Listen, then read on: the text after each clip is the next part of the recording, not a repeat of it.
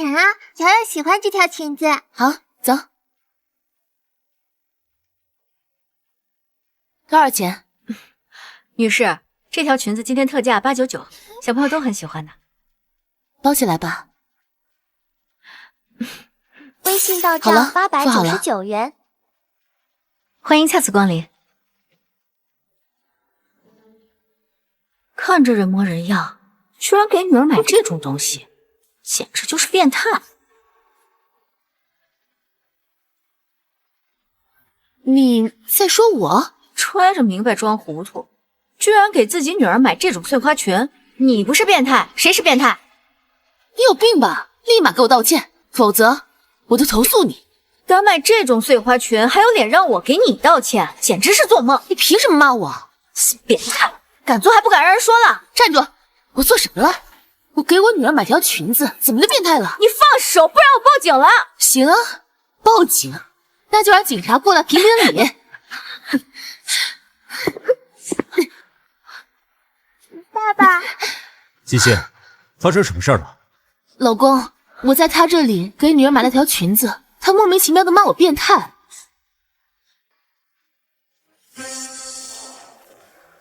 这条碎花裙是你买的？是啊，怎么了？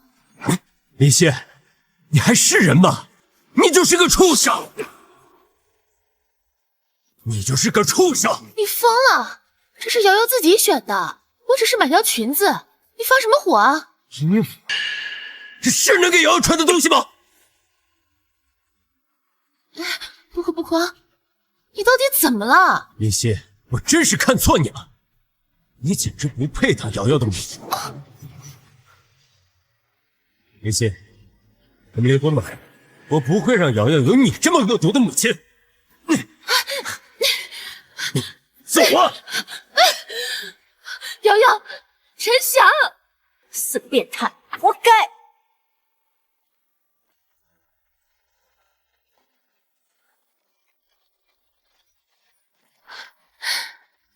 造孽呀！给女儿买这种裙子，真不是东西。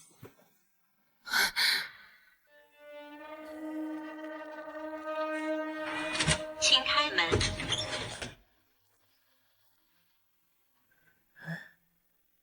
瑶瑶呢？陈翔怎么没有跟你一起回来啊？你们吵架了？妈，陈想要和我离婚。什么？你们早上出门的时候不还好好的吗？我也不知道。陈翔外面是不是有人了？今天我给瑶瑶买了一条碎花裙，陈翔……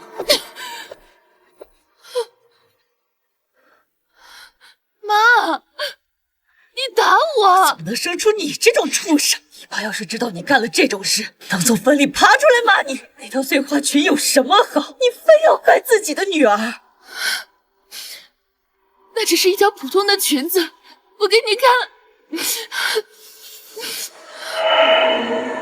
怎么回事？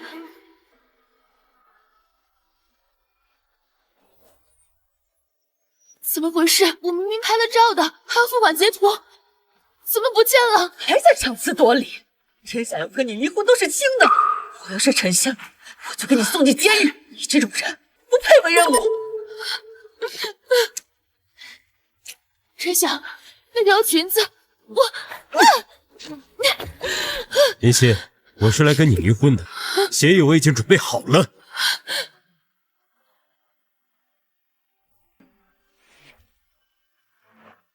真的要和我离婚？瑶瑶的抚养权归我，你净身出户。我不同意，瑶瑶是我女儿，我不会让任何人带走她的。你这种人有什么资格当瑶瑶的母亲？我同意瑶瑶跟着陈翔。妈，瑶瑶跟着你这样的母亲，迟早会被你害死。那就是一条普通的碎花裙，为什么你们要这样对我？我做错了什么呀？真的不懂，还是一直在装模作样？林希，我看你骨子里就是一个彻底的坏人，哪怕再恶毒的人，也懂得虎毒不食子的道理。可你呢？陈翔，你够了！不就是一条碎花裙吗？你至于这么咄咄逼人吗？你是说外面有了小三，所以故意找个借口害我？你好去找外面的小三，你好去找那个小三。林夕，就算是我故意要害你，我还能调动不认识的店员和你妈共同来害你。明明是你心思不错，你还来倒打一耙。我没有，我没有。告诉你，这件事情就算是闹上法庭，法官也会判你净身出户。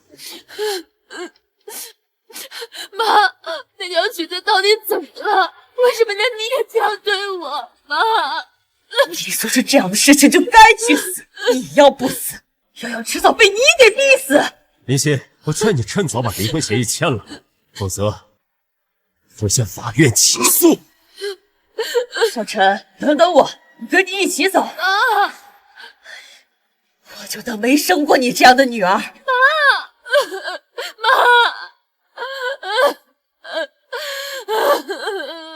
为什么要这样对我？我做错了什么？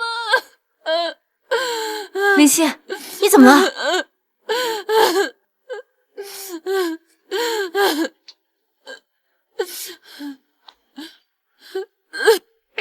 我只想要和我离婚，我妈也不要我了。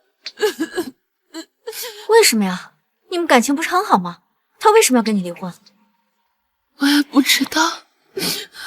我给瑶瑶买了一条碎花裙，他们都骂我是畜生，还让我去死，我真的快要疯掉了。我也不知道他们为什么要这样对我。碎花裙，真没想到你是这种母亲，怎么能这样对自己的女儿？文文，怎么了？你也这样？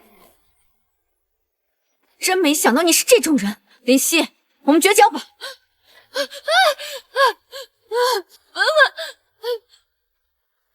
文文，求求你告诉我，为什么连你也这样对我？你不知道吗？你给瑶瑶买恶魔岛同款碎花裙的时候，怎么不想想？恶魔岛。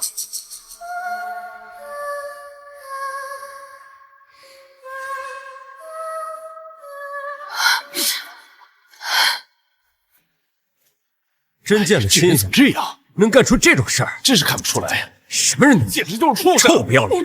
哪有这样他妈的？太不要脸了！你看看他这真是禽兽不如啊！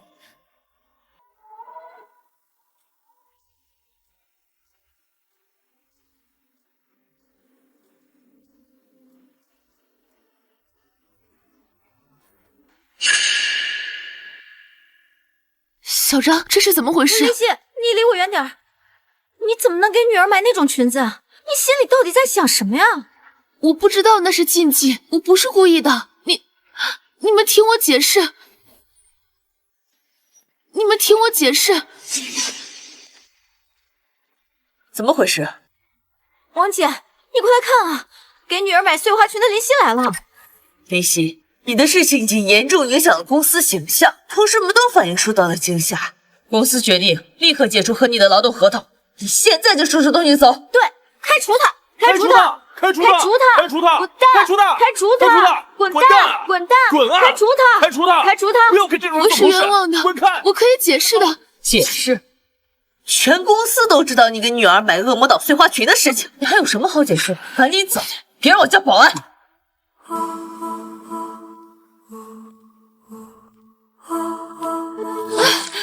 我去啊，走路不长眼啊！变态！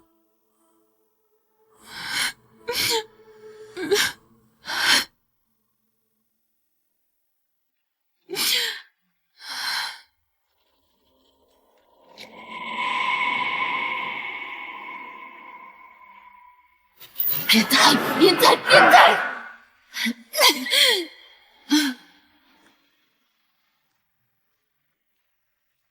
林女士，你说的碎花裙有照片吗？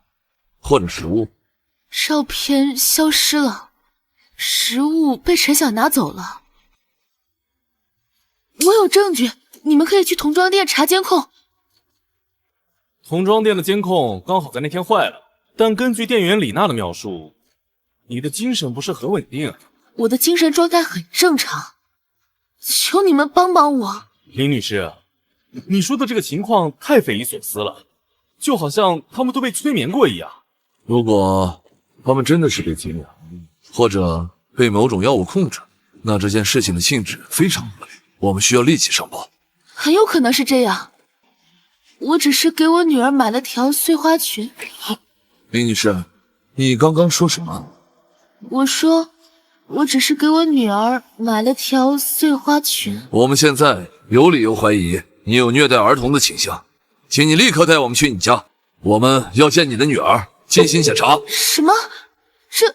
这怎么又和虐待扯上关系了？小朋友，别怕，阿姨就是看看你有没有哪里不舒服，就像体检一样，好吗？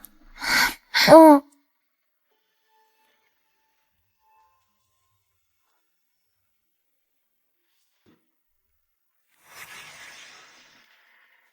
这儿疼吗？不疼。孩子身上没有发现任何新鲜或陈旧的外伤痕迹。同志，你们看，瑶瑶是我的女儿，亲生的，我怎么可能会虐待她呢？没有外伤不代表没有其他形式的虐待，心理虐待、精神控制往往更隐蔽，伤害也更大。李女士，鉴于你之前的行为和结合你家人对你的看法，我们现在正式通知你，将你列为重点观察对象。从今天起，你女儿陈瑶有任何异常情况，你都将被作为第一嫌疑人，我们也会保持关注，在履行监护责任的同时，不得有任何伤害行为。妈妈，这不公平！为什么我明明没有犯罪，却要背负嫌疑犯的身份？走。等等，求求你们别走，告诉我这到底是为什么？就算是判我死罪，也得给我一个罪名吧！求求你们告诉我。李女士，我建议你去看看精神科，至于问题的答案，或许在你接受诊疗之后，你自己会清楚。我们走。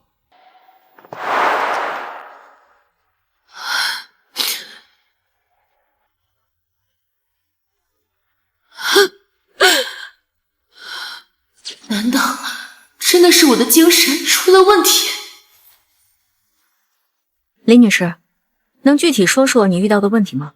医生，我接下来说的话，您可能会觉得我是精神病，但我保证我很清醒，我说的每一句话都是真话。你放心，在我这里说什么都可以，我的工作就是倾听和理解。你简直不配当瑶瑶的母亲，我们离婚吧。给女儿买这种裙子，真不是东西！怎么能生出你这种畜生？一怕要是知道你干了这种事，我从坟里爬出来骂你！真没想到你是这种母亲，怎么能这样对自己的女儿？你的事情却严重影响了公司的形象，开除他！开除他！开除他！事情就是这样的。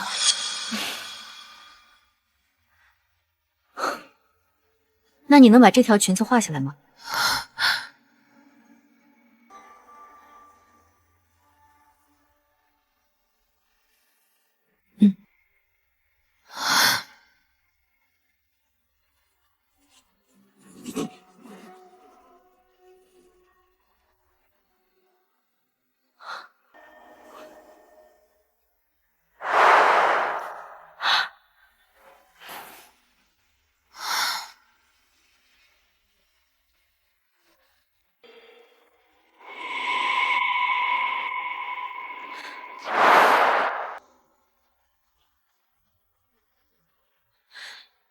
这条裙子是多年前的恶魔岛事件的同款，当时受伤害的小女孩穿的就是这款碎花裙子。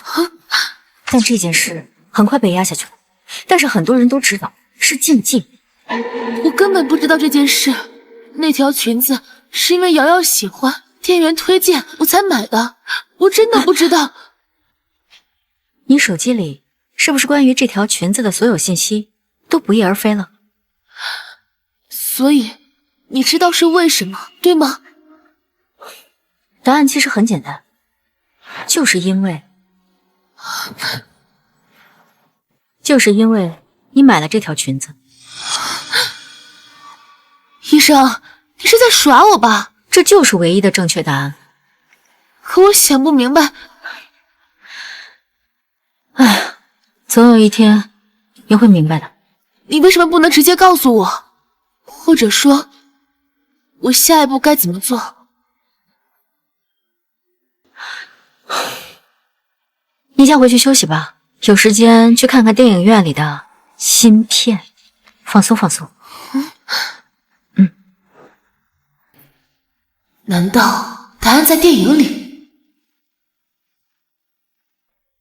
沈阳，听说你爸妈要离婚了，都是因为你。你说说你是不是个祸害啊？肯定是因为你不听话，你爸才不要你和你妈的。才不是呢，我很乖的。我说你离家出走算了吧，只要你一消失，你爸妈说不定就自动和好了呢。你们在说什么啊？哦，我们又没打他，就说说怎么了？是。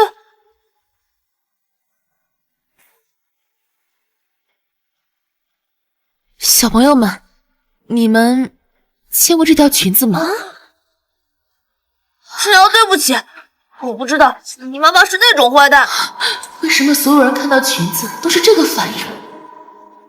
你在家里肯定受了很多委屈，我还这么对你，我真不是人。就是，你早说，我肯定不会这样说你的。要不然你今天跟我一起回家去我家住吧。你妈都这样了，你跟着她，你一定会继续吃苦受罪的。我不去。你竟敢给你女儿买这种裙子，我要告老师，还有惩罚你。会有人受到惩罚的，但不是我。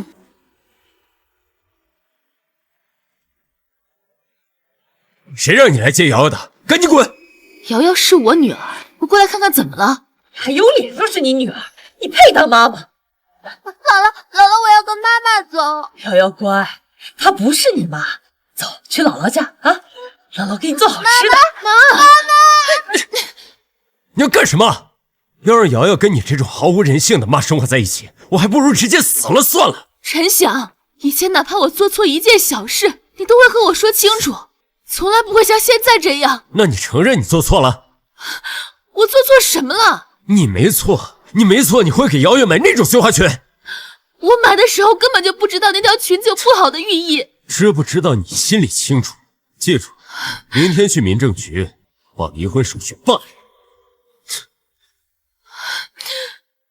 我一定要把事情弄清楚。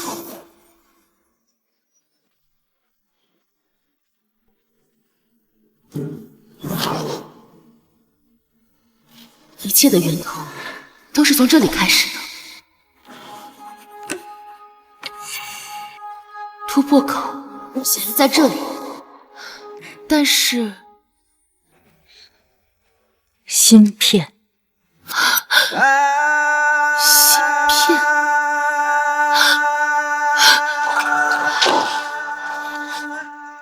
芯片，芯片，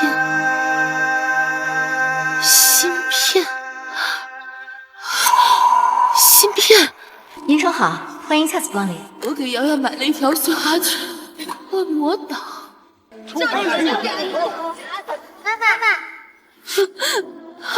林夕是个变态，滚出这个城市！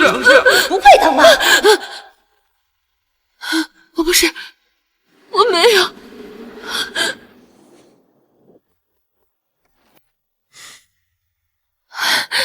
你又来干什么呢？我想看看孩子，你们都误会我了，我现在需要你的帮助。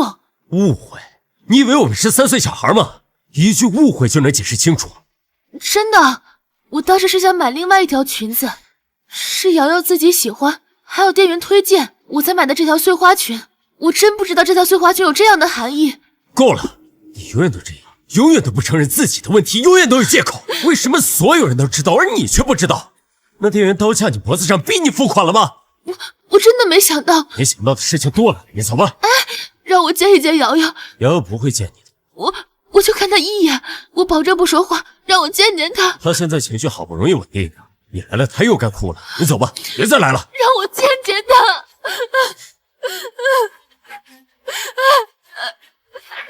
让我见见瑶瑶，开门。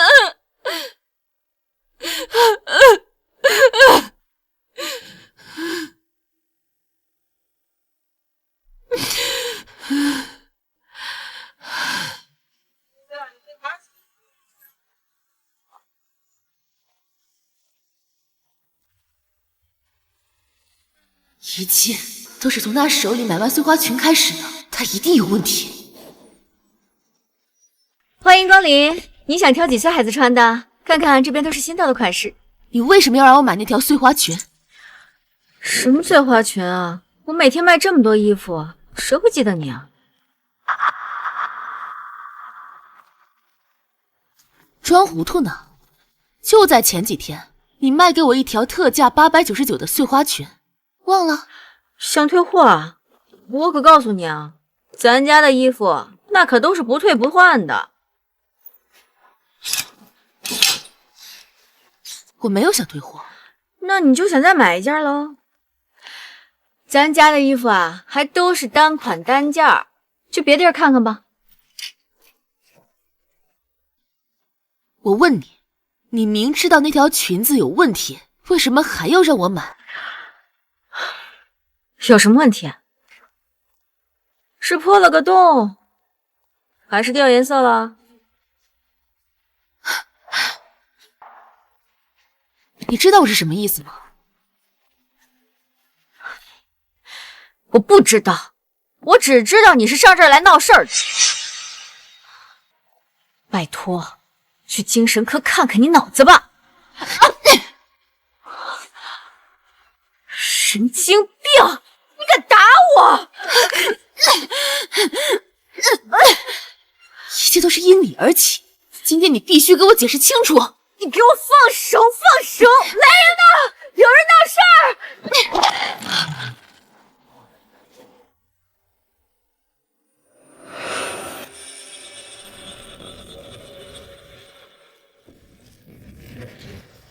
陈晓，给我！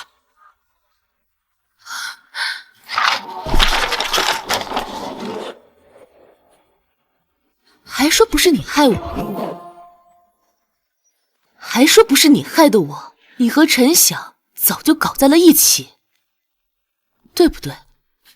这条裙子就是你设的局，你想让我身败名裂，想让我变成疯子，想让我净身出户，然后抢走我的瑶瑶，对不对？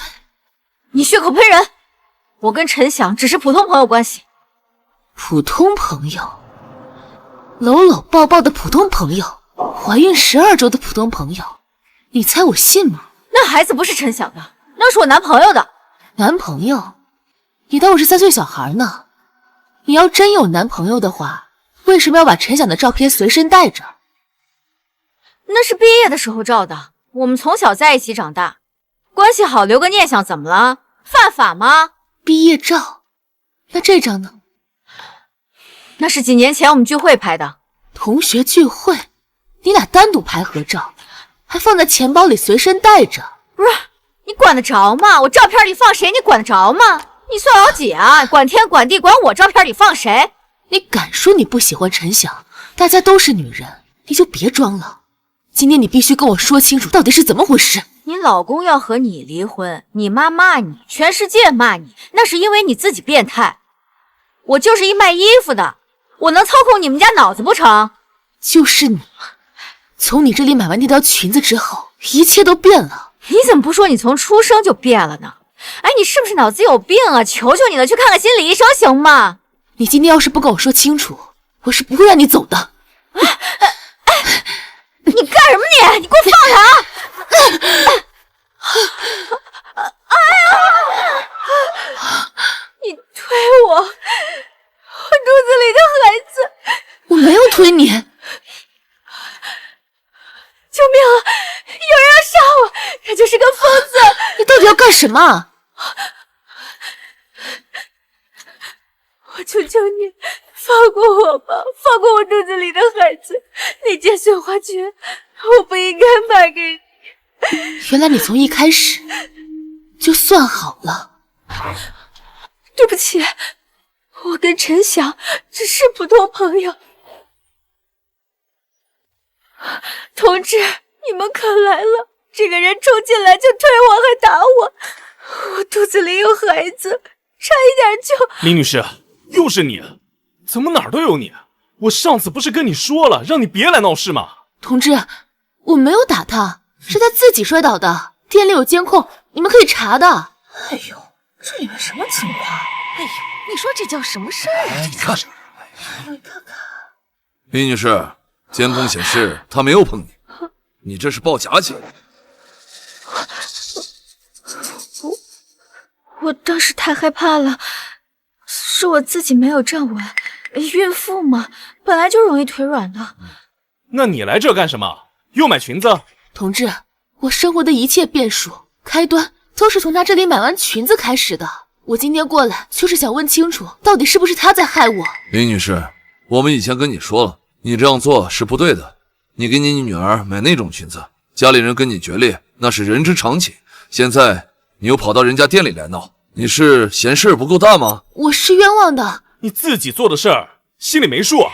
这孩子才多大，你给他穿这种裙子，你让学校的老师同学怎么看他？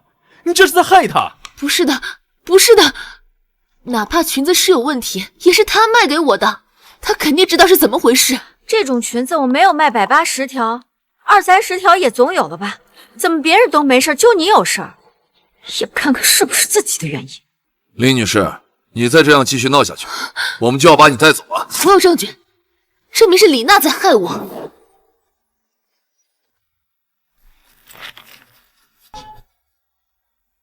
同志，照片里这个男的是我的老公陈晓，而这个女的就是他李娜，他们从小就认识，到现在还搞在一起，一定是他跟陈晓串通好了要害我。你放屁！我都跟你说多少遍，那是毕业合照，你是不是有病啊？天天见谁要谁。还有，她怀孕了，她肚子里的孩子肯定是陈晓的，她想把我逼走，然后抢走我的瑶瑶，跟陈晓双宿双飞。你少血口喷人，这孩子是我男朋友的，你再这样胡说八道，我就告你诽谤了。李女士，指控别人得有证据，一张毕业合照说明不了任何问题。至于怀孕，警官，这我跟我男朋友都处好多年了，这孩子肯定是他的，而且我和陈晓真的一点关系都没有。听见了吧？人家男朋友准备结婚了。那肯定是他们串通好的，他们肯定对好口供了。林女士，这你就有点钻牛角尖了。你说他们串通，证据呢？这女的看着挺正常，怎么说话疯疯癫癫的？谁知道呢？听这意思是怀疑自己老公跟这店员有一腿，来闹事的吧？发个朋友圈。林欣，你闹够了没有？有什么事回家说，你来人家店里做什么？陈晓，你来的正好，你当着大家的面说清楚，跟这个女人到底是什么关系？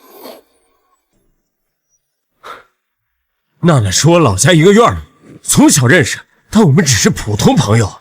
她男朋友是邻居，我们都认识。你现在这样，让我怎么给人家交代？娜娜，真对不住，我们正在办离婚，她情绪不太好。如果有什么对不住你的地方，我替她向你道个歉。没事，响哥，我刚刚就是吓着了，就是他一直说我肚子里的孩子是你的，这要让我男朋友听见可怎么办啊？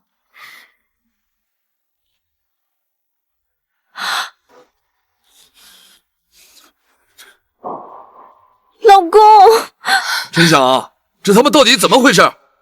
听说有人欺负娜娜，是不是这女的？你真是她男朋友？这孩子真是你的？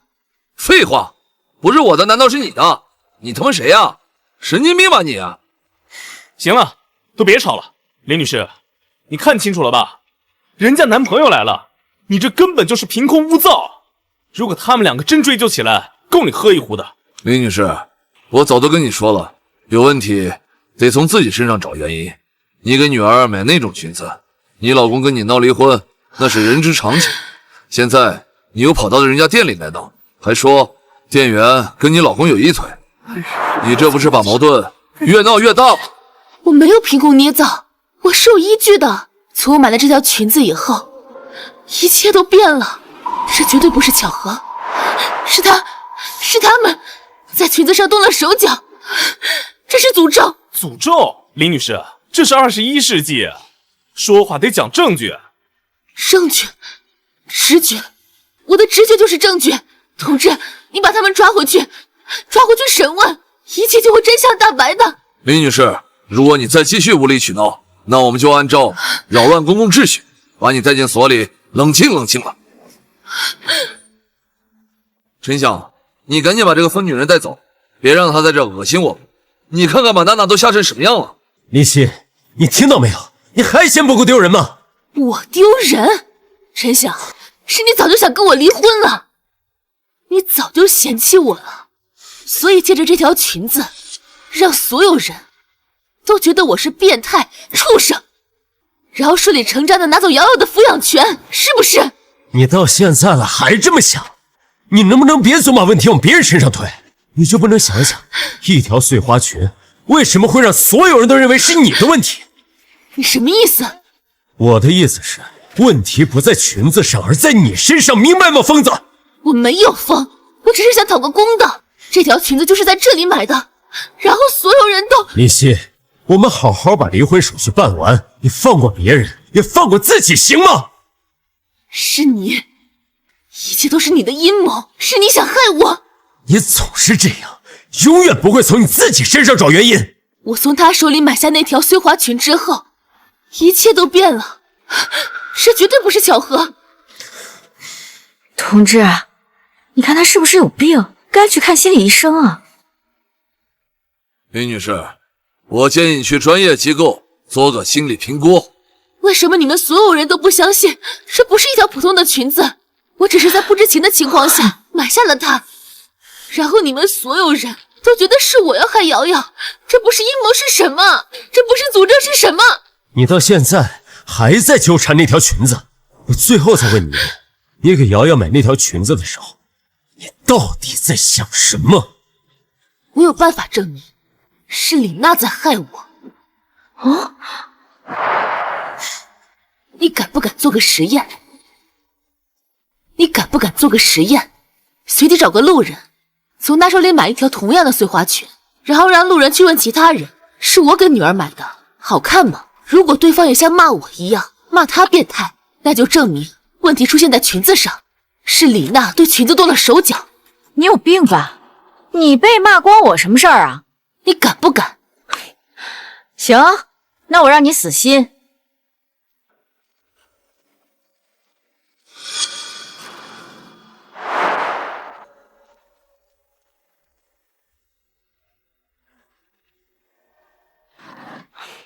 您请开始吧。哎，好的。现在还请你随机找一个路人，问问他这条裙子好不好看，并且说这是你给女儿买的。好。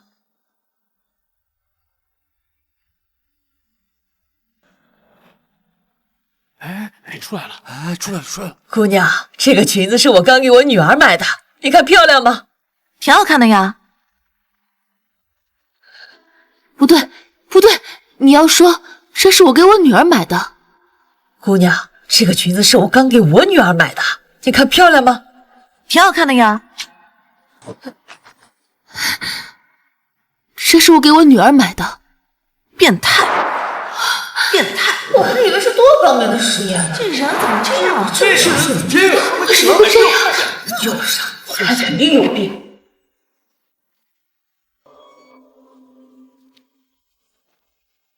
哎，看，就是那个女人给自己女儿买那种碎花裙啊！真的假的？太变态了吧！咋会有这种人呀？什么人啊这是？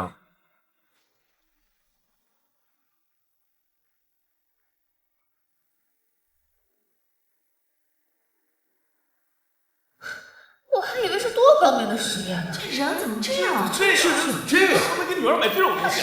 就是啊，他肯定有病。既然所有人都希望我去死，那我就遂了他们的愿。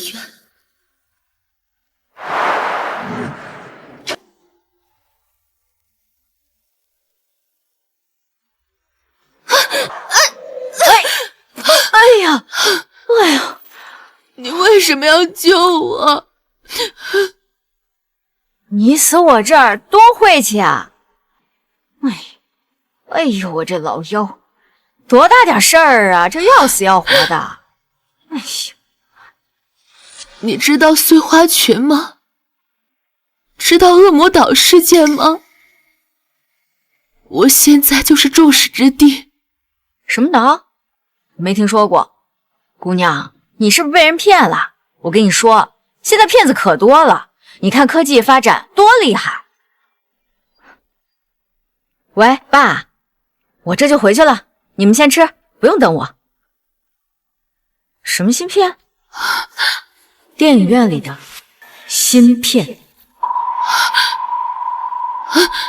你刚刚说什么？什么芯片？就是我爸经常吃的补锌的药。怎么了？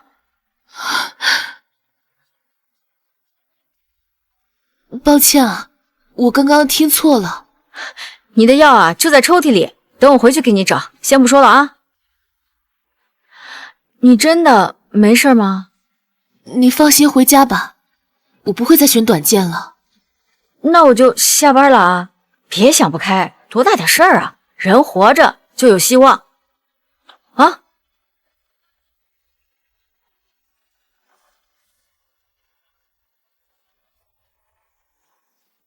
为什么保洁大姐不觉得我有问题？她为什么和别人不一样？打扰一下，你们看这条裙子，这是给我女儿买的，好看吗？真晦气，赶紧离我们远点，快走快走。你好，能帮我看一下这条裙子吗？这是给我女儿买的。挺好看的呀，在哪儿买的？就这样，你不觉得我是变态吗？啊？买条裙子怎么就变态了？你没事吧？你要干什么？我告诉你，我可是会武术的。哦，不好意思啊，我刚才在想事情。你真不觉得我是变态？我现在觉得你是了，起开，别耽误我回家。问题到底出在哪里呢？第一组测试对象情侣，反应厌恶躲避。第二组测试对象年轻女孩，反应无异常。这两者的区别究竟是什么呢？难道是年龄？据我的那个大姐，大概40、50岁的样子，是个保洁。难道是职业？只要我测试的够多，就一定能查出真相。但这个李娜一定有问题。李娜，童装店店员，31岁，未婚，在 H 市生活了8年。你想查些什么？我想知道她最近都在跟谁联系，跟谁见面，还有什么异常的行为。异常行为能不能具体一点？她可能和我老公有关系。你怀疑她跟你老公有一腿？我不只是怀疑，我有证据。这个，还有这个。这孩子是你老公的？我不知道，但我必须要查清楚。钱不是问题。这活我接了。不过，我想先问你一件事情。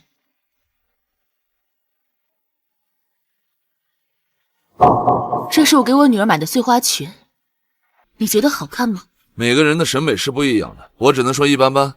那你不觉得我有问题吗？什么意思？那你知道恶魔岛吗？哦，你这么一说，我倒是想起来了。我说这个裙子怎么这么熟悉呢？说出来你可能不信，当我告诉其他人这条裙子是我给女儿买的时候，大部分人都会对我厌恶、嫌弃，甚至想让我去死。我想请你帮我调查清楚这件事。有意思，不过……有什么条件？你随便提，我只想知道真相。得加钱呀。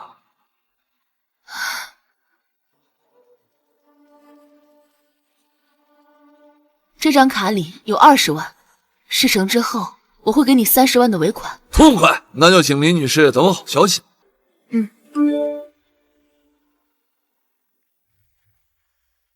发生什么了吗？啊，没什么，诈骗短信。那我就等你的调查结果了。放心吧。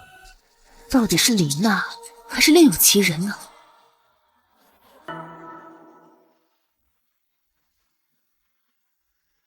经过第30次测试，确定与年龄无关，与性格无关。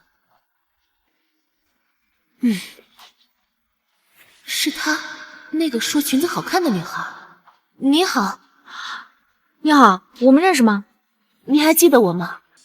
就上次在这附近，我给您看过一条裙子。哪条裙子啊？就这条，您当时还说好看来着。你怎么又来了？我上次不是说过了吗？您说什么？我上次说了，这种裙子不能给小孩子穿。你这当妈的怎么这么不负责任啊？您上次不是这么说的。上次可能是我没看清楚，反正这种裙子就是有问题，你赶紧扔了吧，别害了孩子。哎，等等，你要干什么？我想问一下，您这几天是不是接触过什么人，还是说买了什么东西？你说什么啊？我接触什么人关你什么事啊？求求您告诉我吧，这对我很重要。你神经病吧，走开！这个世界怎么了？为什么感觉会有一双无形的手在控制着我遇到的人？完了！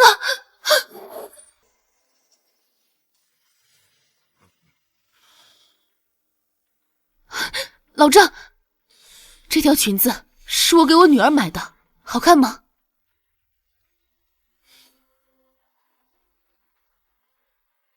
对了，上次我拜托你调查的事情，别说了，这钱我退给你了，这活我接不了。为什么？你明明都答应了。我之前不知道你要调查什么，给孩子买那种裙子，你也有脸找人调查？你也怀疑我有问题？没问题，你摸着良心说，那裙子是给正经孩子穿的吗？我老郑干这20多年了，什么烂事没见过，给孩子买那种裙子穿，你是头一个。我解释过了，我不知道那条裙子有问题，是那个店员推荐给我的。得了吧，别在这儿给我狡辩，你赶紧走，以后别来了。老郑，你前几天看见这条裙子的时候，你说一般，怎么今天就变成了那种裙子？前几天我什么时候看过？就上周，我说这是我给女儿买的裙子，问你好不好看，你说每个人的审美都不一样。行了行了，别说了，我记不清那些，你赶紧走，别逼我骂人啊！你是不是接触什么人了？是李娜还是陈翔？求求你告诉我。我可以明确的告诉你，我没有接触过任何人，请你立刻离开。不对，一定有什么变化，你一定是被什么东西影响了。我看你就是一个疯子。走。究竟是什么东西呢？为什么都不告诉我？后面的跟上啊！来，排好队。妈妈，瑶瑶，等一下。瑶瑶妈妈，您来了。张老师，我来接瑶瑶。方便借一步说话吗？好。是这样的，学校这边接到一些反应。什么反应？关于您的情况，我们有所了解。校领导研究后决定，为了孩子的身心健康，以后接瑶瑶放学最好是由父亲来。什么？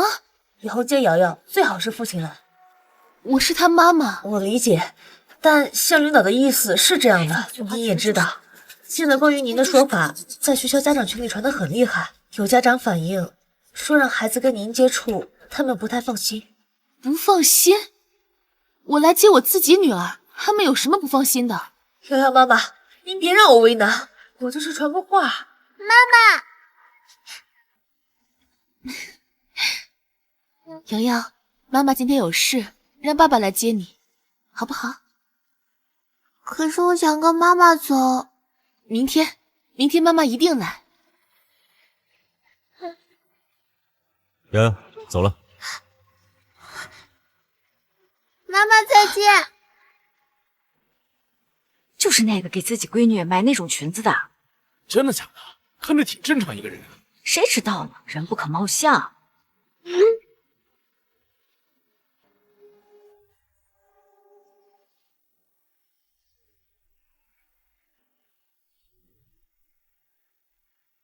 林夕，这个婚我离定了。至于瑶瑶的抚养权，我会尽力争取。毕竟，让她跟着你这种毫无人性的母亲生活在一起，今后他会经历什么，我都不敢想。以前我还想弄清楚，到底是什么样的错，能叫你这样厌弃我。我现在明白了，我根本就没有错。你没错，你现在还觉得自己一点问题都没有吗？你真的要和我离婚？对。如果要离婚，我可以净身出户，但瑶瑶的抚养权归我。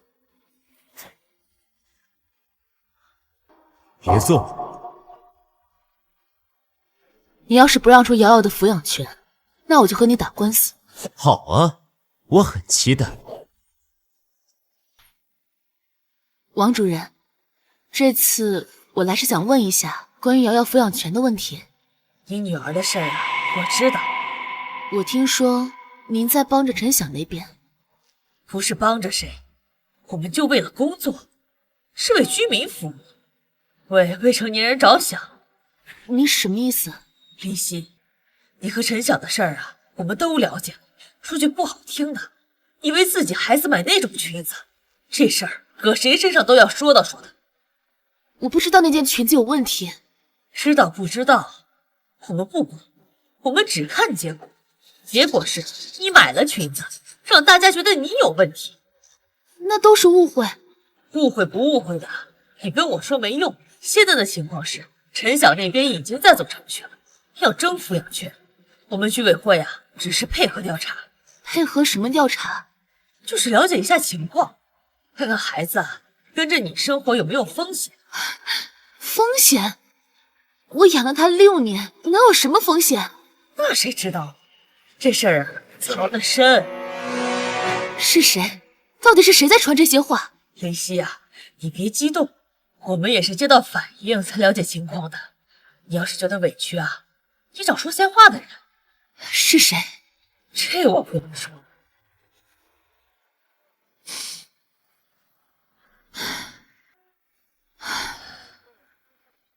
林夕，我劝你一句，这事儿啊，你争不过。大家都站在陈晓这边，你一个人怎么争？我一个人也得争。关于陈瑶的抚养权问题，双方还有什么要说的吗？法官，作为一位父亲，我必须要为孩子的健康成长负责。林夕他给孩子买那种裙子，我相信在座的各位，大家都知道这意味着什么。我不是说他一定是故意的，但这种行为，要么是精神有问题，要么心理变态。无论是哪种情况，我都不可能让孩子继续跟着他。反对！对方在没有医学鉴定的情况下，给我方当事人随意贴标签。反对有效。陈先生，请注意用词。好，那我换一种说法。法官，我这有证据。这是瑶瑶学校老师的证词，说最近瑶瑶一直情绪低落，有时候还会哭。这是邻居的证词，说林夕深夜一个人在小区里转悠，自言自语。还有林夕公司同事的证词，说他在被开除之前工作态度极差，还骚扰同事。我没有骚扰同事，我只是问他们这条裙子好不好看。被告请保持安静。坐下，别激动。法官，我方申请传唤证人。准。那天他来店里说想给女儿买衣服，我推荐了几款，他都不满意。后来是他自己看上了那条碎花裙。是你推荐给我的？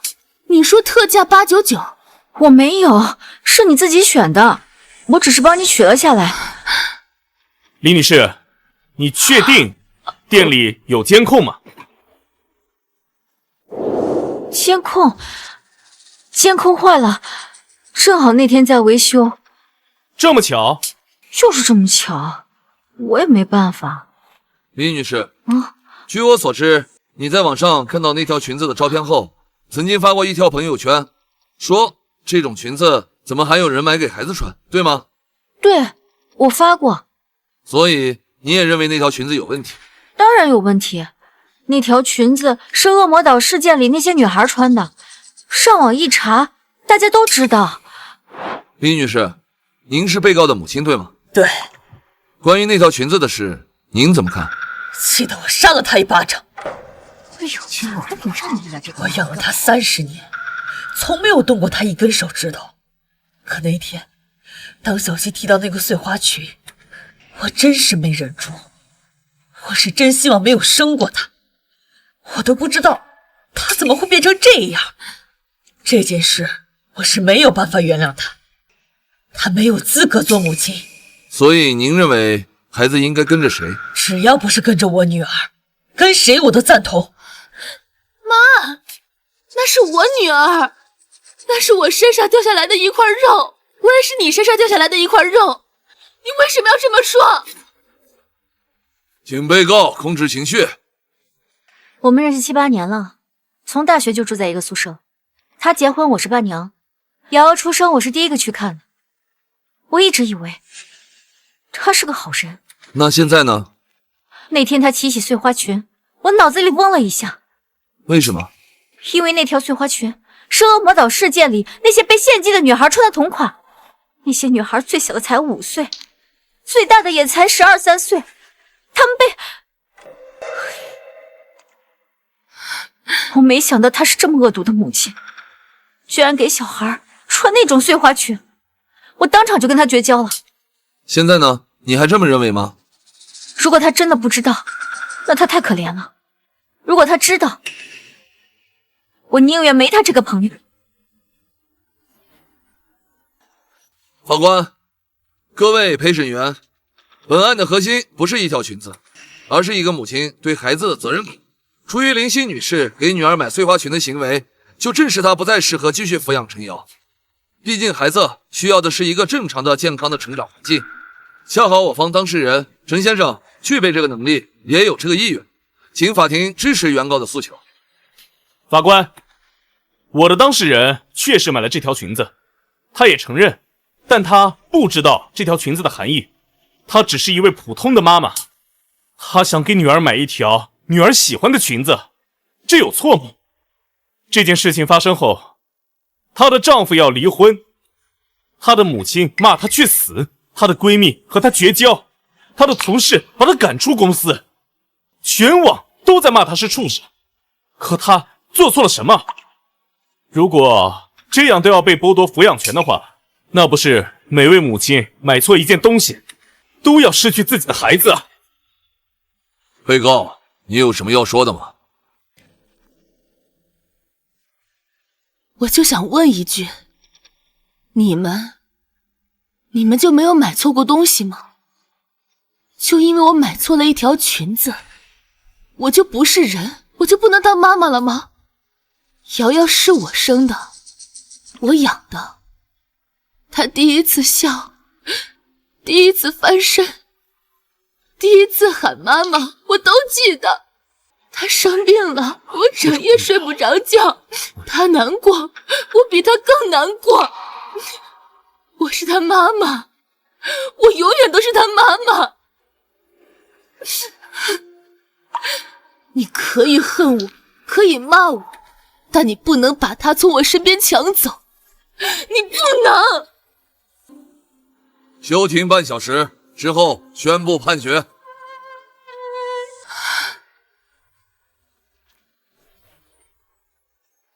关于陈瑶的抚养权问题，本庭判决如下：全体起立。陈瑶的抚养权归原告陈想所有，被告林夕每月可探视1次，每次不得超过2小时。如被告精神状态不稳定，探视权可被暂停。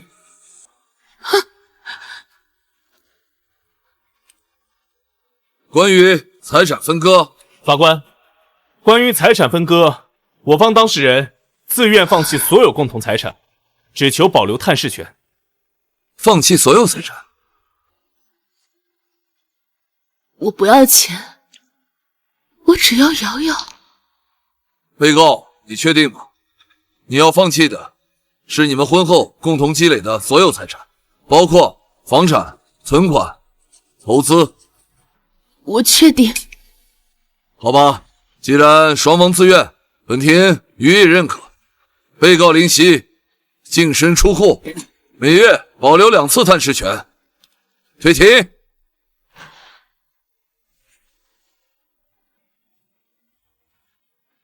你疯了，1分钱都不要！我不要钱，我要钱有什么用？我只要瑶瑶。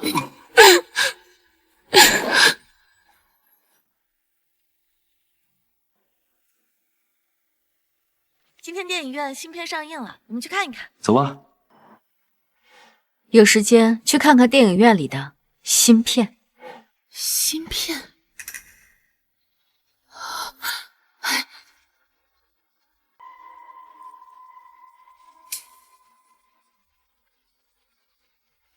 不对，应该不是这个意思。他究竟在暗示我什么？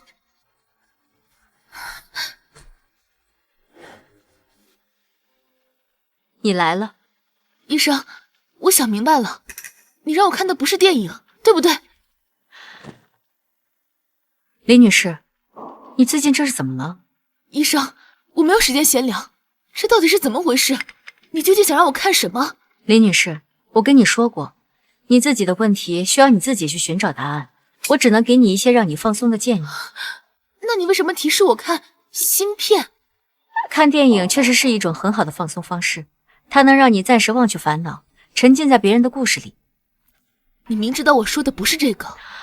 李女士，我是医生，我的职责是治疗你的精神痛苦，有些事情我说不得，也说不出来，我只能告诉你，答案真的很简单。你为什么不能直接告诉我？你有没有想过，同样的一条裙子，同样的一句话，在不同人那里得到的反应完全不一样？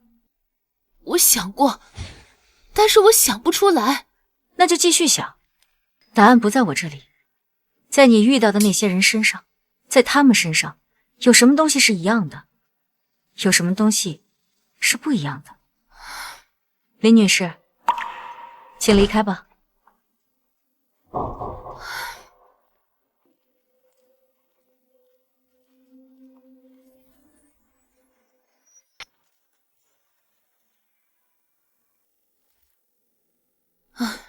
区别究竟是什么？能帮我看一下这条裙子吗？这是给我女儿买的，挺好看的呀，在哪买的？每个人的审美是不一样，我只能说一般般。我上次说了，这种裙子不能给小孩子穿。你这当妈的怎么这么不负责任啊？没问题，你摸着良心说，那裙子是给正经孩子穿的吗？那个女孩第一次见我的时候，明明说裙子很好看，第二次就变了，为什么？还有老郑，第一次说裙子一般，第二次骂我是变态，中间发生了什么？他们接触了什么人？还是看到了什么东西？那条裙子在网上随处可见，照片也随处可见，为什么第一次和第二次看见是完全不一样的反应？除非他们后来知道了恶魔岛。又回来了。医生，那条裙子就是恶魔岛事件里那些女孩穿的同款裙子，所有人都是因为这个骂我。我知道。那你第一次见我的时候让我换那条裙子，为什么不骂我？因为我见过太多比你奇怪的事了。不对，不是因为你见得多，你明知道那条裙子的含义，但你还是选择不骂我，为什么？也许是因为我知道你不知道。什么意思？你第一次来找我的时候，整个人都是懵的，看起来不像是装的。我知道你是真的不知道为什么。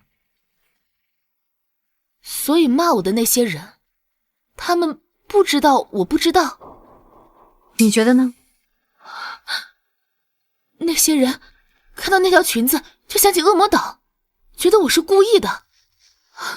从来没有人问过我知不知道，没有人。因为在他们眼里，所有人都应该知道这件事情。可我确实不知道，我从来不上论坛，不刷那些八卦，每天就是上班、照顾孩子、做家务，我哪有时间刷这些呀？但别人不知道你不知道。不对呀，医生，我还是想不通。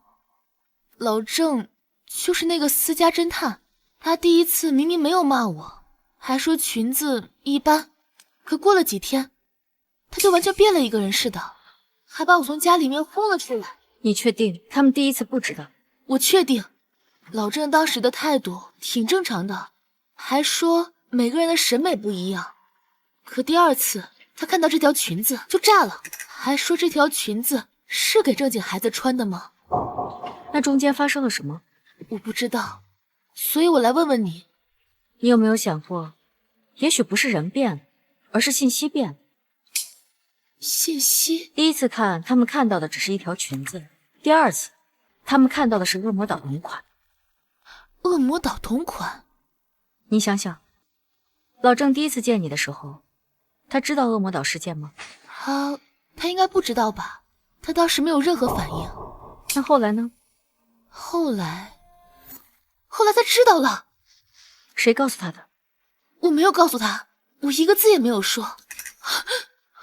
那个女孩也是这样，她第一次见到我的时候说裙子挺好看的，第二次她就骂我是变态，中间间隔了1周的时间。1周？那1周里发生了什么？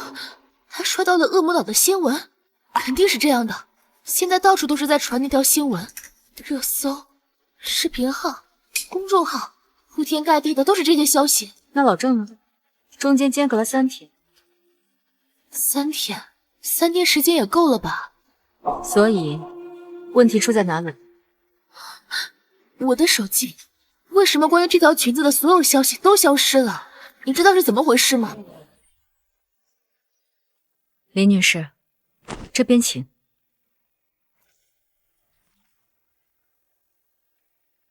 请坐。林女士，请你闭上眼睛。接下来我问你一些问题，你想好了再回答。你问。你第一次在网上看到那条碎花裙是什么感觉？就一条普通的碎花裙，挺好看的。那你知道恶魔岛事件之后呢？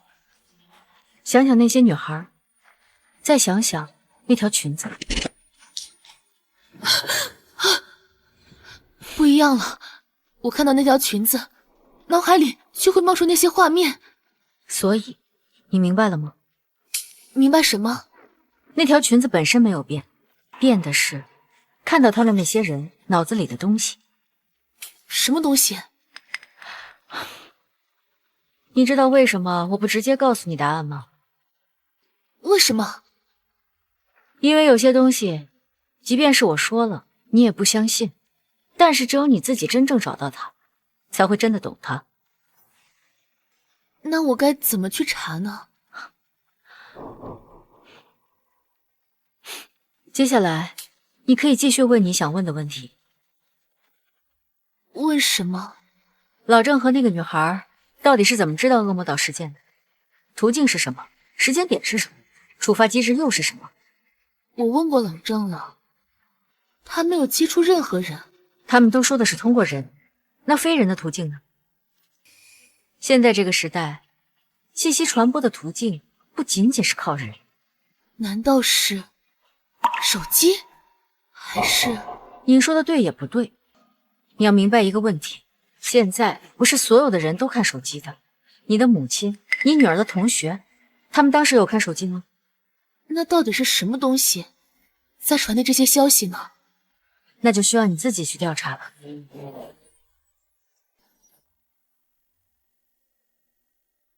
不是人传播的，那会是什么？女孩第一次正常，第二次骂我。老郑第一次正常，第二次骂我，中间间隔了多久？快1周。老郑3天。这1周里，他们接触了什么？看到了什么？听到了什么？好的，好的，马上到了啊。好嘞。手机，大哥，等一下。干嘛？您的手机是什么牌子的？ H 吧？怎么了？能让我看一眼吗？就一眼。你谁啊？查户口吗你？拜托了，让我看一眼，这对我很重要。啊。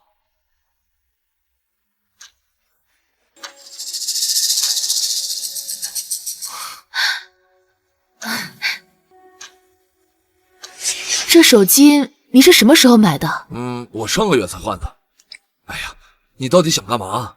那您知道恶魔岛吗？恶魔岛？我好像刷到过，就是那个什么事件。怎么了？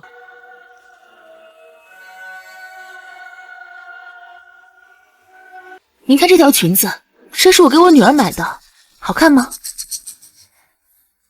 神经病吧你！给女儿买这样的裙子，嘿！他上个月换的手机，他知道恶魔岛，他看到裙子就骂我。手机是手机，裙子在哪买的？挺好看的。好看，小姑娘穿碎花裙多好看呐！变态，真没想到有你这样当妈的。H 牌，是 H 牌的手机。神经病！这怎么可能？一个手机怎么能让人变成这样？这说不通，这完全说不通啊！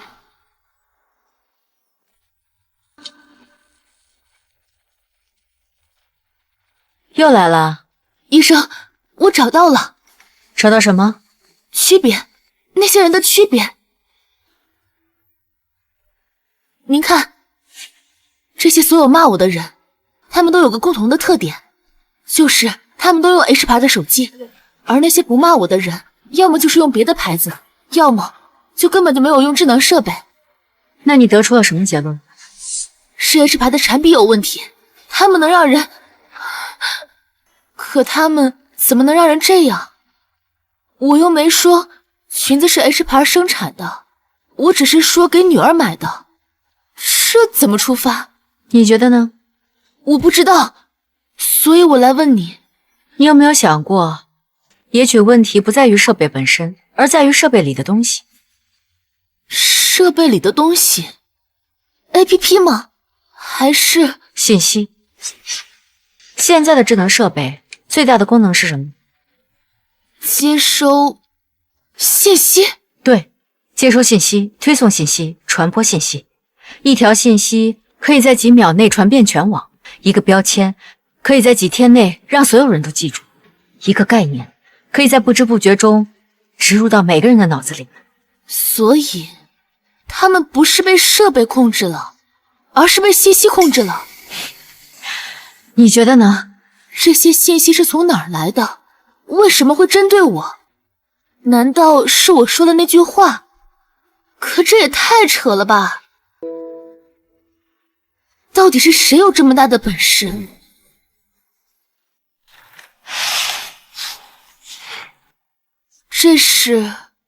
这是我哥的东西。你哥？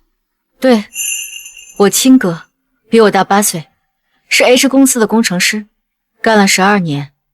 3年前，他猝死在工位上，公司说是过劳死的，赔了80万，这件事就了了。他出事前给我邮寄了这个东西，没留话，就写着帮我收着。我能看吗？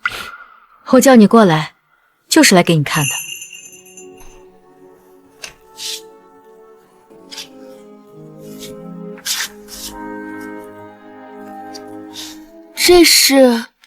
这就是你要追求的真相。我哥出事前，他们的项目已经测试完成了。他跟我说过，他们的高层很满意，准备批量生产，但是没说具体内容，只说什么？他说他犯了罪，回不去了。我只知道了个大概，但我不确定。不确定什么？我不确定是不是真的。所以，你就让我自己去查。你得自己走到这一步。我说出来你不会信，就算信了，也撑不到现在。我要把这些真相公之于众，这样不仅能洗清我的冤屈，还能让大家都知道真相。你就不怕死吗？我已经什么都没有了，有的也只是恶毒母亲这个称呼，所幸还有点用。好，有需要告诉我。医生，你不怕死吗？我可能一直活在他们的视线里。医生，我想最后再拜托您一件事，就是帮我找一个私家侦探，查一下李娜和陈想到底是什么关系，他们的目的究竟是什么？好，那我们过几天见。谢谢你，医生，注意安全。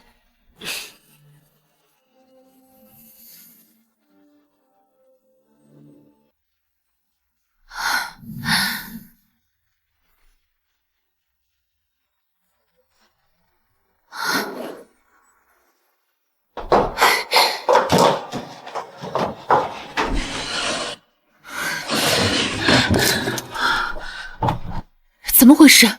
我记得他明明放在这里的。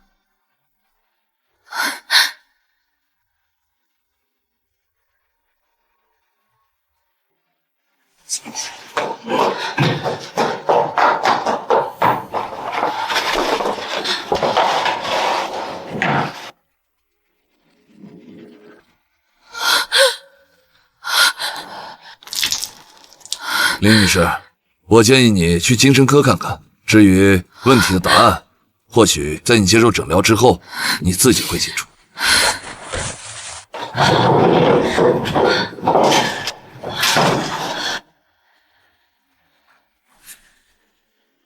可真是煞费苦心啊！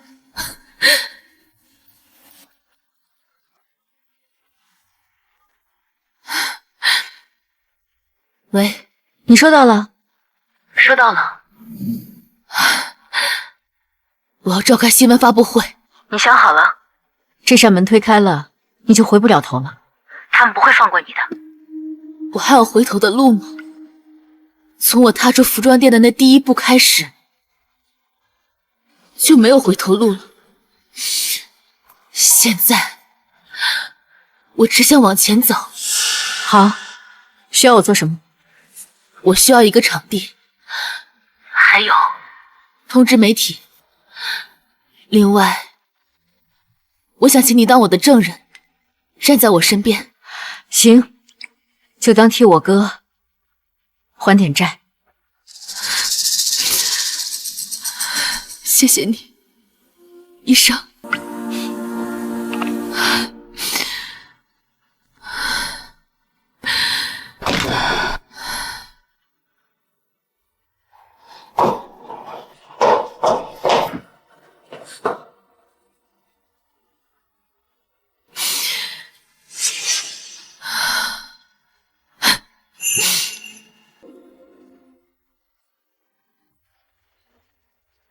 喂，陈想，把我的女儿还给我，还有给我道歉，我可以既往不咎。林夕，你疯了吧？女儿法院已经判给我了。我再说一遍，把我的女儿还给我。看在我们以前感情的份上，我可以既往不咎。感情？当你给瑶瑶买那种碎花裙的时候，我们就已经没有感情了。碎花裙？你为了和我离婚，可真是煞费苦心啊！实话告诉你吧，我已经知道了全部真相。你要是不答应的话，就等着身败名裂吧。林夕，我真的不知道你在说什么。行啊，等着吧，那我们就发布会见。让大家看看你的所作所为。林女士，请问您今天开发布会是要道歉吗？您是否承认给女儿购买违禁童装的行为？网传您有精神疾病，是否属实？今天我不是为了道歉，而是为了要公布真相。大家请看，这就是我给女儿买的碎花裙。这恶心女的还敢开发布会，她是真不怕被打死啊！这个可真是变态，生怕别人不知道他对自己女儿做的那种事情。他不会觉得自己对女儿干了那么恶心的事情，还能被原谅吧？那条裙子我也看过，不过就是条普通裙子，有什么奇怪的？为什么大家都这么恨她？你不会是她花钱雇的托儿吧？啊！你们这群人也太恐怖了，让我感觉穿条裙子就要被判罪一样，真的是太疯狂了。大家都安静一下，在公布真相之前，我想问大家一下，有多少人觉得我是变态？是的话请举手。你们有谁能说出具体原因吗？我究竟怎么变态了？你都给女儿买这种裙子了，怎么就不是变态？那这条裙子有什么问题吗？哪怕这条裙子跟恶魔岛相关，但其他人也买了，难道他们就不是变态吗？你看，最后所有人都说不出结果，就认定我是变态，让我去死。最开始我也不是很明白，为什么我只是给女儿买了一条碎花裙，就要被我周围所有认识的不认识的人骂到要下地狱。现在我明白了，原因竟然是我给女儿买的是那条碎花裙。等了这么久，这不都是废话吗？他到底想说什么呀？林女士，您这个回答根本没有任何意义啊！不是，我等了这么久，答案就在这儿。我看他真的需要看精神病医生了，感觉脑子有点不太正常。我知道这听起来像是废话，但是我查来查去，最后发现真相就是这么一句废话，我差点崩溃。然后比起这句废话，更让我崩溃的是，和我相爱15年、结婚10年的丈夫，竟然在结婚开始的时候就出轨了。什么？不是，这是什么神转折啊？您有证据吗？你是说您的前夫和这次事件有关？您是在转移焦点吗？请看大屏幕。向哥，我都跟了你16年了，你什么时候能给我个名分啊？你看林夕那个不争气的，他生的是个女儿，我怀的可是你的儿子，是儿子，那可是你成家以后的香火。我可想好了，你要是再不离婚娶我，我就把孩子打掉。哼！别呀，我的宝贝儿，你放心，在孩子落地之前，我一定给你和孩子一个名分。至于林夕，他爸留给他的股份一直不让我碰，摆明就是防着我呢。我得先稳住他，等我拿到了股份，我才能给你和孩子更好的生活。你放心，要不了多久，我的计划已经开始了。我错了，我跟他道歉。这男的也太恶心了，出轨16年还倒打一耙。等等，那裙子呢？裙子到底怎么回事？如果这是真的，这也太梦幻了。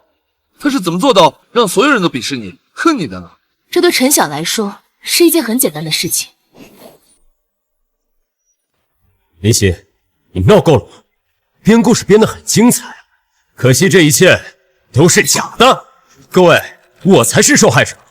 这个女人精神有问题，和我离婚之后一直在纠缠，现在还编造我出轨。我希望各位不要听信一个疯子所说的话。视频呢？视频也是假的吗？这视频当然是假的。现在 AI 的换脸技术这么成熟，想要诬陷我，这很简单。你说我出轨16年，证据呢？就凭这一段换脸视频，他说我害他被全网骂。那请问我是怎么做到？我有这么大的本事吗？对呀，他一个人怎么可能操控全网？这确实有点离谱。陈晓，你确定要我现在说吗？你说呀，我倒要看看你还能编造出什么。大家就不奇怪为什么我手机里关于碎花裙所有的信息不翼而飞。而且只要我说这条裙子是我给女儿买的，所有人都立刻翻脸。我一开始也以为是我有问题，不过直到那天被人救起，那个保洁阿姨并没有翻脸骂我，我才明白不是所有人都会误会我。而且经过验证，我明白了一个问题，大家请看左图，我在没有监控、没有智能设备的情况下，对陌生人说了这句话，对方说裙子挺好看。大家再来看右图，同一个陌生人，3天后手里拿着一部 H 牌最新手机，我对他再重复那句话，他开始骂我变态。您是说这是手机的问题？不是手机，其实当初我的心理医生就提醒我，他让我有空的时候看看电影院里的芯片。你先回去休息吧，有时间去看看电影院里的芯片，放松放松。可惜我以为是让我看电影，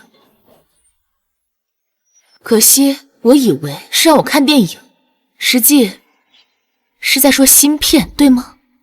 你疯了吧？芯片？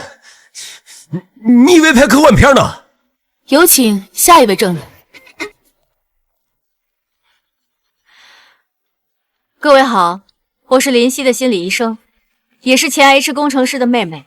我哥在 H 公司工作了12年，3年前他猝死在了工位上。临终前，他告诉我一件事情 ：H 公司有一个秘密项目，微型芯片植入人体。可是不对呀，你女儿学校的同学们又没有手机，他们怎么也会对你变脸？他们没有用 H 牌手机，可他们都有 H 牌的电话手表。经过我一轮又一轮的测试，我发现只要使用过 H 牌的电子产品，在我说出那句话后，就会对我产生生理性排斥。所以我几乎用1半的身家高薪聘请了一位侦探帮我调查这件事，结果却让我不寒而栗。只要是 H 牌近2年出品的智能设备，在开机的瞬间，用户就会被植入一枚肉眼看不见的微型芯片。这不可能！真的是这样的，我用的就不是 H 牌的手机，所以我对林小姐就没有产生厌恶的感觉。这枚芯片平时不工作，它只在接收到特定指令之后才被激活。只要我说出给女儿买了碎花裙这件事，就会激活芯片，让被植入者觉得我就是一个虐待女儿的变态。这个指令是谁写的？你们看我干什么？我是个工程师，但这跟我没关系啊！你是项目的负责人。我没有，我不是。那合同上写的是你的名字。这件事跟我没关系。那指令呢？那林夕给女儿买了恶魔岛同款碎花裙，这句话是你写的吧？那是测试用的。测试什么？测试芯片对人长期行为的影响。我这都是为了公司啊！为了公司，你想让所有人恨我？拜托，大家都不是傻子，你不就是想顺理成章离婚，拿走瑶瑶的抚养权，然后再拿走我爸的股份吗？我没有，我没有这么想。你视频里说了，那视频是假的，都是假的，大家不要信啊！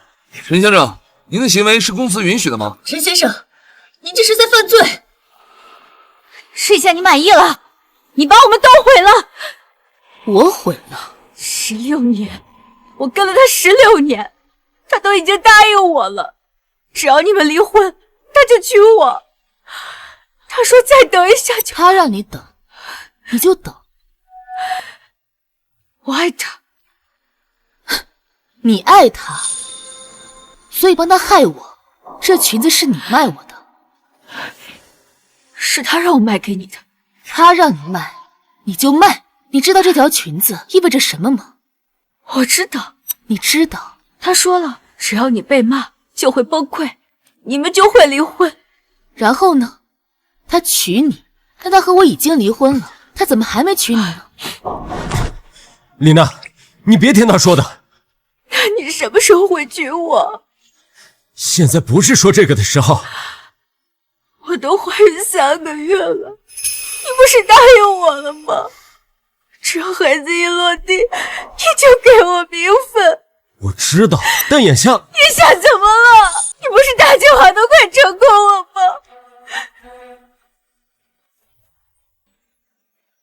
李女士，所以您是共犯对吗？我不是，我不知道芯片的事。可您知道裙子的事，您知道那条裙子会让她被陈老骂。我只是想让他离婚而已。所以你就可以害我？我压根就没想害你，我就是想跟他在一块儿。16年了，你都没明白，他不会娶你的。他要的从来都不是你，他要的是我爸的股份，是瑶瑶的抚养权，是让我净身出户。你只是在计划里的一步棋。不是的，他说过，他爱的是我。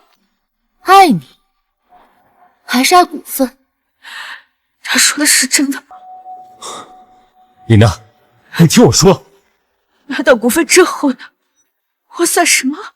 我跟了你16年了，我肚子里是你的孩子，我算什么？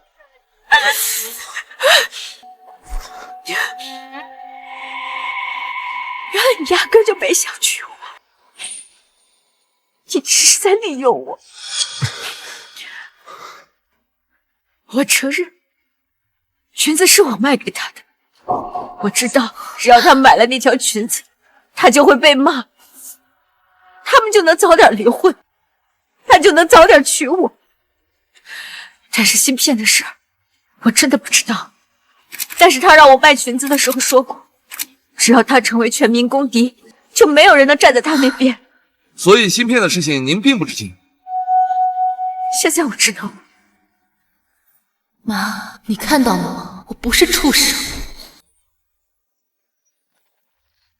真相先生，李娜女士，您二位的行为已经构成了犯罪事实，请跟我们回去协助调查。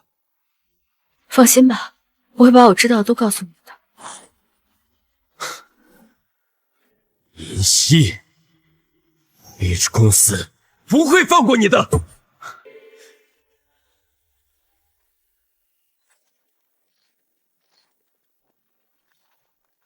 林女士，接下来您会起诉 I 市公司吗？那被植入芯片的人怎么办？去正规医院做检查，芯片是可以取出来的。只要他成为全民公敌，就没有人能站在他那边。我怎么这么糊涂？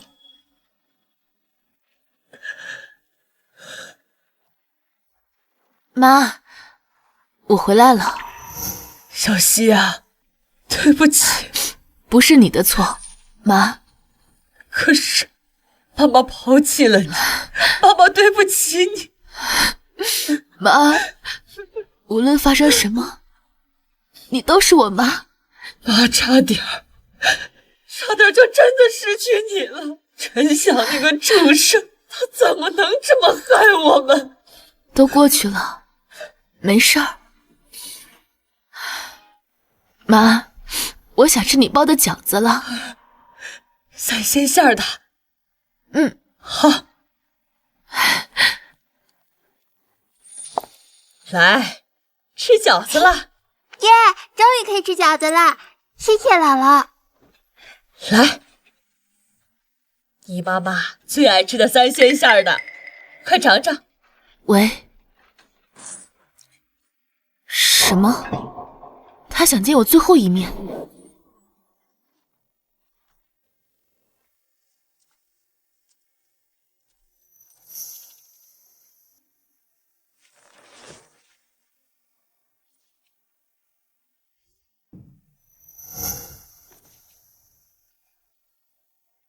你来了，我以为你不会来。我来是想听你亲口说，你写的信我烧了，写得很好，就是不知道哪句是真的。都是真的。哪句？是李娜用孩子的命逼你，还是你原本想坦白？陈晓，我们结婚10年，我以为我很了解你，但现在我看着你，像看一个陌生人。我对不起你。对不起什么？对不起骗我？对不起害我？还是对不起被我发现了？你能不能好好听我说一次？我听，你说。我是从小地方出来的，你是知道的。我爸妈供我读书，砸锅卖铁。我考上大学，本以为可以出人头地，可毕业之后，我才发现，在大城市，没钱没背景，什么都不是。所以你就骗婚？我没有骗婚，我第一次见到你的时候，真的喜欢你。喜欢我，还是喜欢我爸是公司的创始人？我承认你家境好，可那又怎样？我喜欢你是真的。那李娜呢？她跟了你16年，从你大学毕业前就跟了你。你喜欢她吗？还是说，你只是习惯了她？你习惯了她随叫随到，习惯了她不求名分，习惯了她和你保持那种关系。不一样。什么不一样？他跟我是一个地方出来的，他懂我，他知道我想要什么，可他太像我了。跟他在一起，我仿佛看到了另一个自己。我不想一辈子生活在那种日子里，我想往上爬，我想过好日子。你遇见了我，所以觉得我是你的跳板。不是跳板，你的那种日子，是我想要的生活。哪种生活？有钱的生活，体面的生活，还是不愁用钱的生活？对，没错，我想过好日子有错吗？我拼命的学习，拼命的工作，凭什么我就不能过好日子？你没钱，没背景，不是你的错，但你骗我，就是你的错。你想过好日子，你可以自己挣。你不是没有能力，你做到了项目负责人，年薪100万，你还想要什么？我要的是我爸的股份。你娶我的时候，就盯上你的股份了，对不对？一开始是。后来呢？后来我真的想好好的跟你过日子。可李娜怀孕了，还是个男孩。你觉得那是老天给你的机会，所以你策划了一切。是他逼我的。他拿什么逼你？拿孩子的命。他说我不跟你离婚娶她，他就把孩子打掉，那是我的儿子。我可能这辈子就这一个儿子了。所以你就让我去死，你让他把那条裙子卖给我。你知道那条裙子的含义，你知道只要我说出那句话，所有人都会恨我。你想让我崩溃，想让我净身出户，想顺理成章拿到瑶瑶的抚养权，再拿到我爸的股份。我没想让你死。你没想，你让我被全网骂，让我被所有人抛弃，让我妈骂我是畜生，让我闺蜜跟我绝交，让我被公司开除，这比死还残忍。我跳楼那天，你知道吗？什么？那天风很大，站在栏杆上，我在想，瑶瑶以后怎么办？我妈怎么办？他们会不会后悔？会不会想我？然后有人救了我，一个保洁，他问我为什么想不开。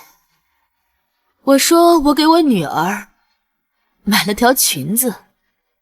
他问我这么点小事儿就要跳楼，那一刻我才明白，不是我有问题，是这个世界有问题。对不起。你别说对不起，你对不起的不是我，你对不起的人是瑶瑶。她才6岁，她什么都不懂，她只知道爸爸不要妈妈了，爸爸说妈妈是畜生，爸爸不让妈妈见她。我想见瑶瑶。不可能。我是他爸爸。你现在知道你是他爸爸，你把他从我身边带走的时候，想过你是他爸爸吗？你让他看着你骂我的时候，想过你是他爸爸吗？你让他跟着你过那些日子的时候，想过你是他爸爸吗？瑶瑶问我，妈妈，爸爸为什么不要你了？我说，爸爸没有不要妈妈，爸爸只是生病了。他说爸爸生什么病？我说爸爸心里住了一个坏人。我不是。你是，你心里就住着一个坏人。那个坏人告诉你，你要往上爬，你要有钱，你要有儿子，你要继承香火。那个坏人让你忘了什么是人，什么是爱，什么是家。我错了，我真的知道错了。知道有什么用？你能把那些日子还给我吗？你能把瑶瑶受的委屈还给他吗？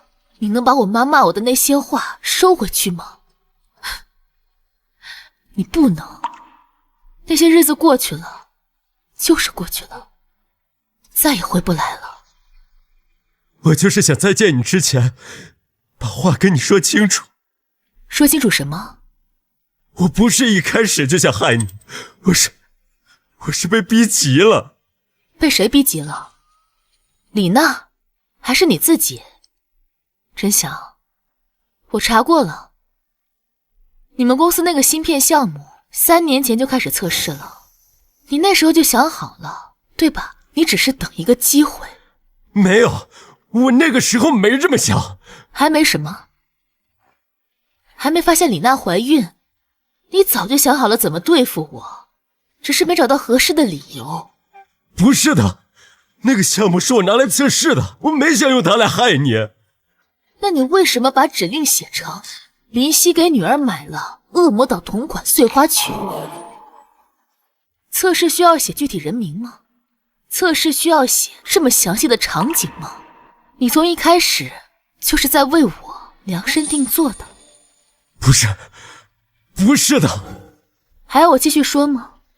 你让李娜在店里等我，你知道我喜欢带瑶瑶去那家店，你知道瑶瑶喜欢碎花裙，你算好了所有步骤，而且不要以为我不知道，你一直在偷拍我。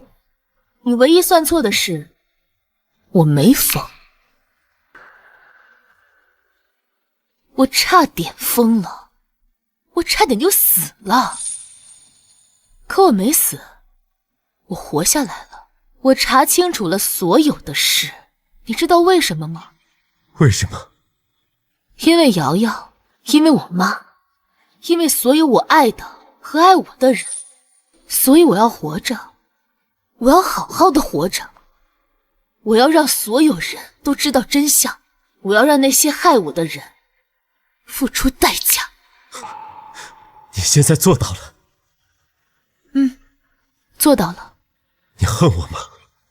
恨过，在准备跳楼的那一刻，但现在不恨了。为什么？因为恨你太累了。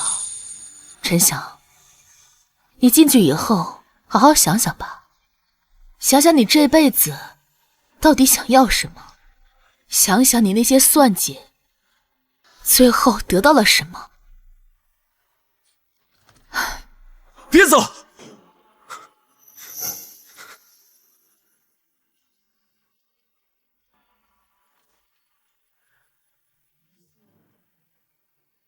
能不能替我给瑶瑶带句话？你说。就说爸爸对不起他，爸爸不是好人，让他别学爸爸。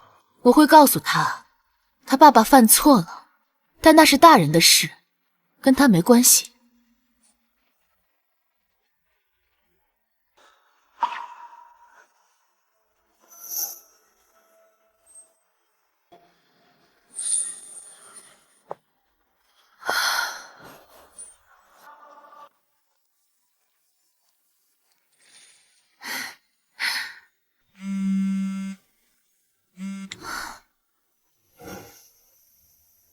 喂，妈。小希，见完了，他有没有为难你？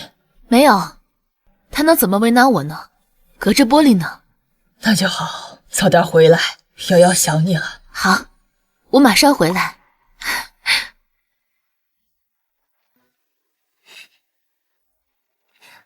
妈妈，妈妈回来了。妈妈，你去哪了？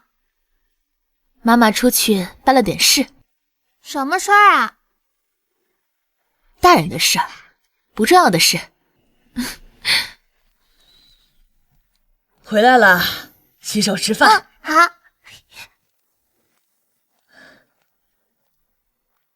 怎么样？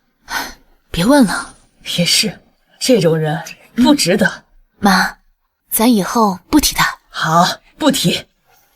妈妈，爸爸去哪了？爸爸他出差去了，去很远很远的地方了。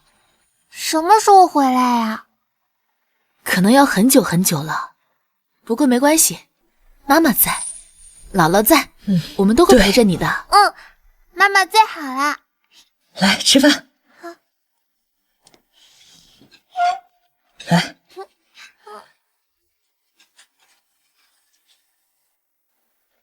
H 公司因非法植入芯片被处以巨额罚款，相关责任人被追究刑事责任。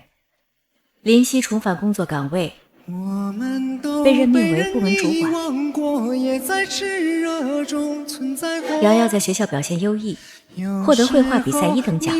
那条碎花裙，瑶瑶偶尔还是会穿，没有人再觉得奇怪，它只是一条普通的裙子。而那个天台，林夕再也没有去过，她不需要去了，因为她已经学会了好好活着。从今以后，她的人生一片黑暗，而我的未来一片光明。